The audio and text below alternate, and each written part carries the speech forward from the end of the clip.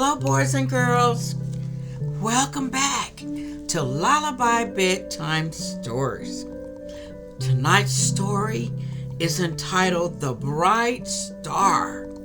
The Bright Star. And this story can be found in Matthew chapter 2. Far away in the Middle East, there were wise men. Some say it was 3 wise men. Others say it was more than 3. Nevertheless, they were wise men who had been studying the stars. They were astrologists. One night, while they were studying the stars, they saw a very, very bright star.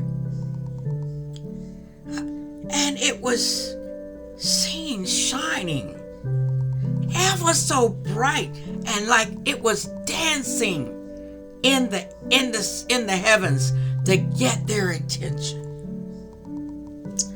So they packed up all the things they would need for the long journey they was going to take.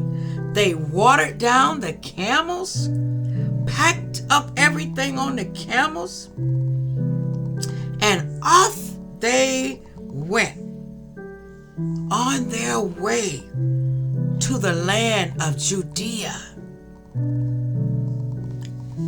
And so, because they believed that the star was a sign that a great king had been born.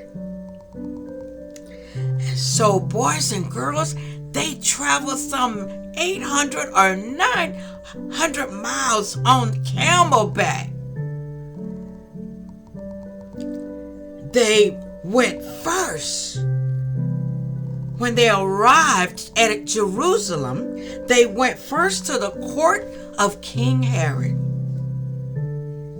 and asked if he could show them the way to where the baby, the child who had been born, who was to be the king of the Jews.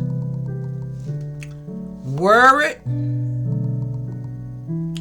afraid, and mad and angry, Herod called for his advisors. And he said, "Hey, what is this about a king? I'm the only king. What is this about a king being born right under my nose? How come I didn't know anything about it?" And they told him that, yes, King Herod, the Old Testament prophets foretold that the new king would be born in the city of David, in a little town called Bethlehem. Well, then the old, cunning and wicked King Herod directed the wise men to Bethlehem. And he said, "When you have found him, come back and tell me where you found him so I can go and visit him too, and I can worship him." Really? The wise king, the wise men followed the star that was shining even brighter over Bethlehem, and where they found the child, Jesus, in a humble house. When they found him, boys and girls, they knelt down before him and they presented him with beautiful gifts of gold, frankincense, and myrrh. But before they left to go back home,